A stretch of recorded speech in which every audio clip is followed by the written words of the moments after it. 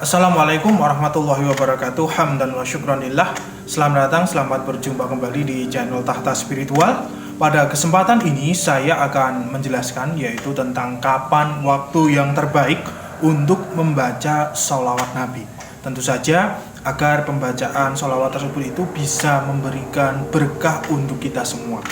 Nah, masalah waktu-waktu yang terbaik ataupun mustajab untuk membaca sholawat ini, saya mengambilnya dari sebuah kitab koleksi saya pribadi, yaitu kitab Majmu'atus Sholawat Mubarakah yang ditulis oleh beliau Kiai Musyawir Anwar dari Salaman Magelang.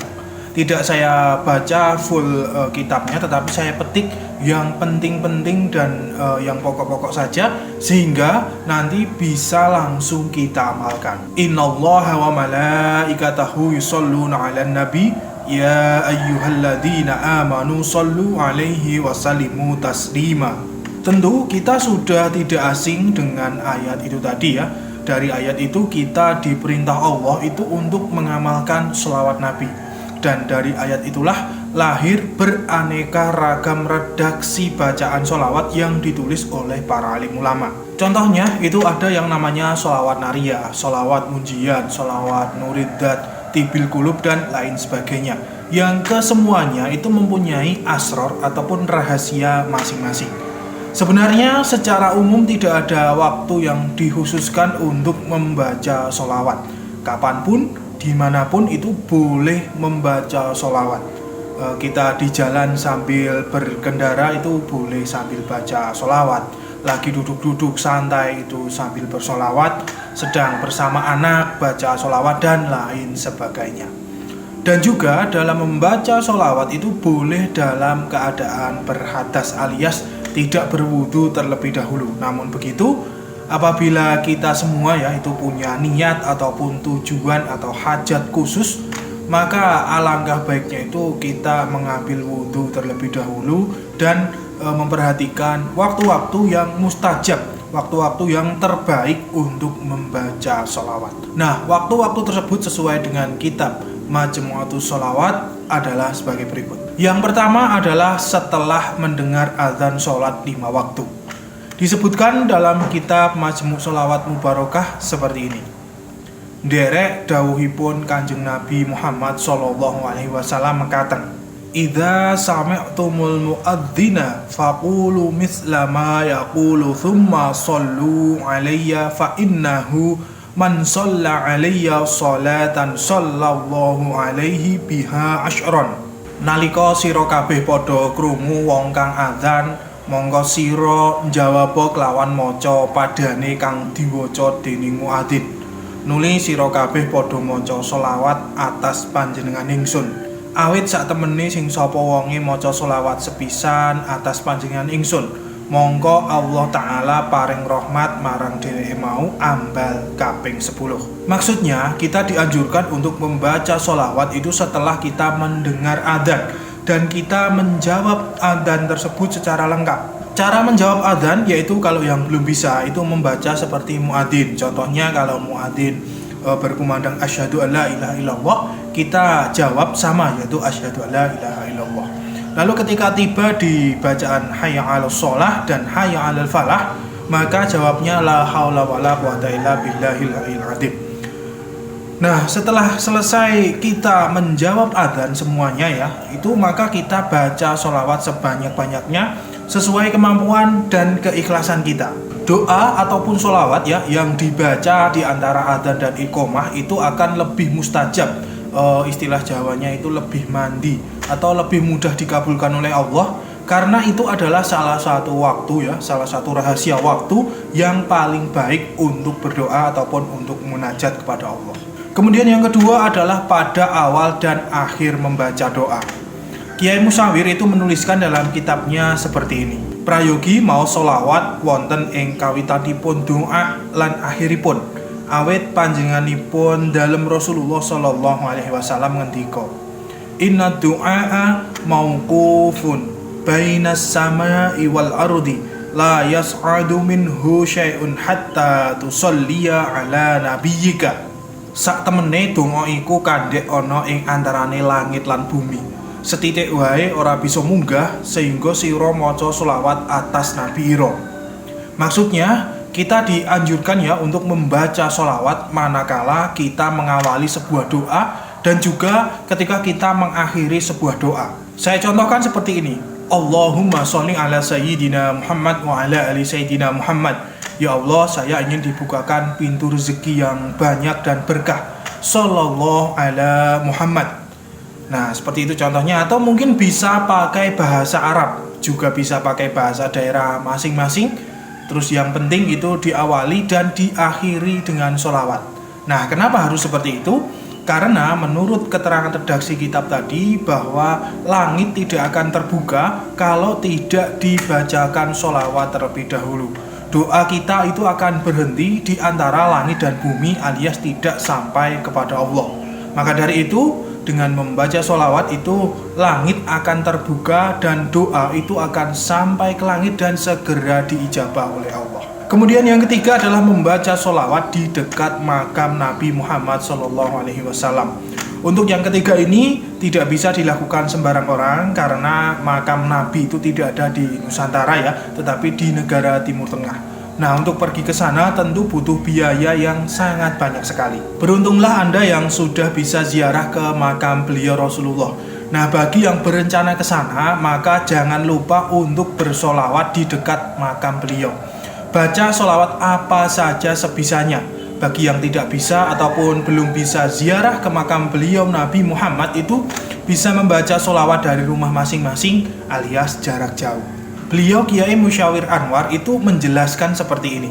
Man shalla alayya inda qabri sami'tuhu wa man shalla alayya na'iyan wukila biha malakun yuballighuni wa kufiya amri dunyahu wa akhiratihi wa kuntu lahu syahidan au syafi'an.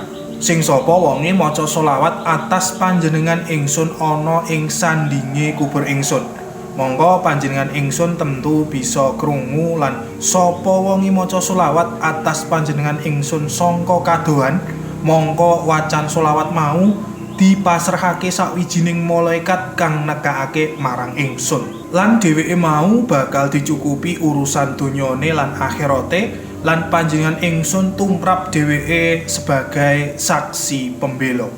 Sholawat yang dibaca jarak jauh tersebut itu akan dibawa oleh malaikat dan tentu itu akan disampaikan kepada beliau Nabi Muhammad SAW sebagai ganti dari Nabi Muhammad. Itu kita bisa membaca sholawat di dekat makam para ulama ataupun bisa juga para wali. Karena para ulama, para wali adalah warasatul anbiya alias pewaris ilmu para nabi-nabi terdahulu. Istilahnya, para ulama itu adalah penggantinya para nabi saat ini. Maka sebenarnya memang tugas para ulama itu sangat-sangatlah berat. Mereka mengemban tugas-tugasnya meneruskan apa yang disampaikan oleh para nabi. Sekarang tidak ada nabi lagi, ya penggantinya adalah para ulama. Kemudian yang keempat yaitu membaca sholawat ketika telinga berdenging. Terkadang itu ada seseorang yang telinganya berdenging, namun dalam beberapa detik kemudian reda. Tetapi terkadang itu ada juga yang cukup lama berdenging, tidak juga kunjung reda. Nah, pada waktu itulah kita dianjurkan itu untuk membaca sholawat Nabi. Dalam kitab Majmu'atus Sholawat disebutkan seperti ini. Idza dhannat udhunu ahadikum falyadhkurni wal yusolli alayya. Nalika salah sawijine sira kabeh kupinge ngiring, mongko becik elinga lan maca sholawat atas panjenengan ingsun. Saya pribadi itu sering telinga itu berdenging ya. Pada awalnya saya pegang-pegang, saya coba korek-korek lubang telinga. Tetapi setelah saya menemukan pengetahuan dari kitab Kiai Musyawir ini, langsung saya amalkan pemirsa. Dan alhamdulillah suara berdenging itu reda setelah beberapa kali membaca sholawat Nabi. Sholawat yang saya baca itu adalah sholawat Ibrahimiyah. Sebenarnya ya, selain Ibrahimiyah boleh baca sholawat apa saja, termasuk sholawat Jibril, Sallallahu alaihi Muhammad, Sallallahu alaihi Muhammad, seperti itu. Kemudian yang kelima yaitu membaca sholawat ketika berjabat tangan. Keterangan dalam kitabnya adalah seperti ini. Ma min muslimaini yaltaqiyani fayatasafahani wa yusalliyani alayya illa wa innahuma lam yansori fa hatta yaghfirallahu dunubahuma ma taqaddama wa ma ta'akhkhara min karamihi. Ora ana wong muslim loro kang padha ketemu nuli padha salaman banjur padha maca selawat atas panjenengan ingsun kejaba wong loro mau ora padha lunga utawa bubar sehingga Allah Ta'ala ngapura dosa-dosane wong loro mau padha uga dosa kang wis dilakoni lan dosa kang durung kelakon amarga sangka lomane Allah Ta'ala. Inilah keistimewaan sholawat mirsa, yaitu bisa menggugurkan dosa-dosa kita. Maka dari itu ketika kita bersalaman dengan orang lain, mungkin saudara atau teman-teman kita, jangan lupa untuk membaca sholawat Nabi. Dosa yang sudah lampau dan dosa yang akan datang itu insya Allah akan diampuni oleh Allah. Hal itu karena Allah memang Maha Rahman dan Maha Rahim kepada seluruh hambanya. Yang keenam, membaca sholawat ketika nama Nabi Muhammad disebut.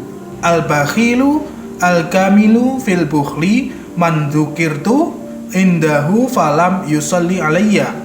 Wong kang medhit ya iku wong kang ora gelem maca selawat nalika asmaning sun disebut ana ing sandinge dheweke mau.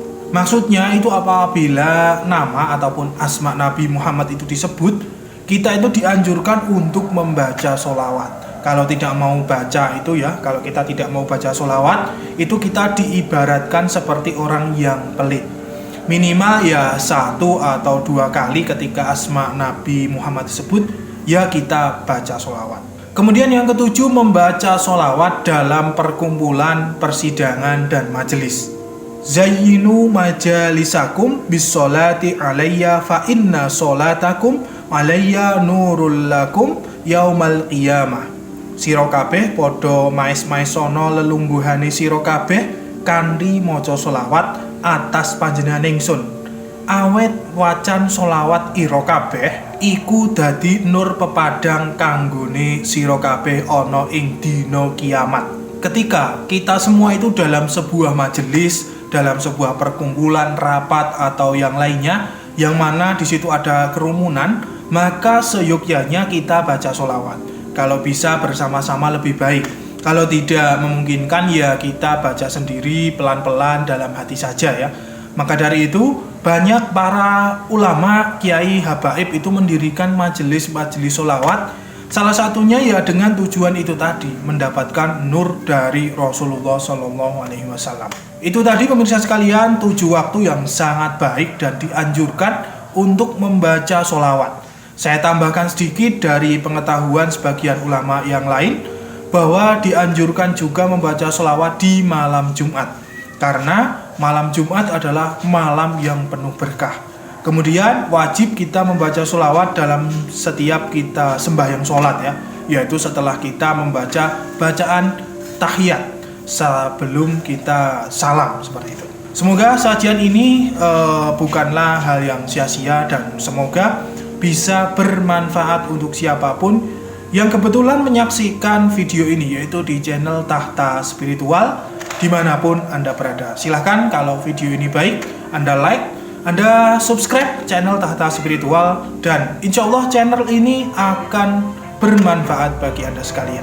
Saya Fatih Nur Alam, subhanakallahumma wa bihamdika, asyhadu an la ilaha illa anta astaghfiruka wa atubu ilaik. Alhamdulillahirabbil alamin. Wassalamualaikum warahmatullahi wabarakatuh.